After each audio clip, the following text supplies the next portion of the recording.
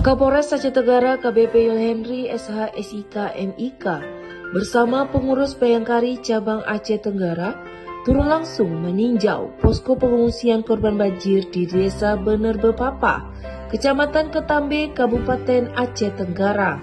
Kehadiran Kapolres dan Bayangkari disambut hangat oleh warga yang saat ini masih bertahan di posko akibat tingginya curah hujan yang memicu banjir di wilayah tersebut.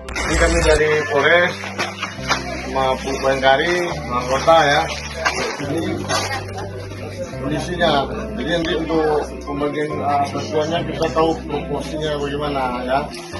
Selain melakukan pengecekan posko, Kapolres Aceh Tenggara juga menyelenggarakan kegiatan pengobatan gratis bagi warga terdampak banjir. Pelayanan kesehatan ini turut dibantu oleh Bayangkari Polres Aceh Tenggara.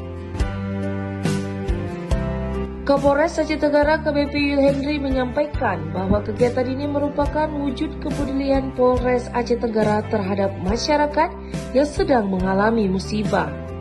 Kami hadir untuk memastikan masyarakat mendapatkan pelayanan yang baik termasuk pelayanan kesehatan. Semoga kehadiran kami dapat meringankan beban warga yang sedang menghadapi musibah banjir, jelasnya.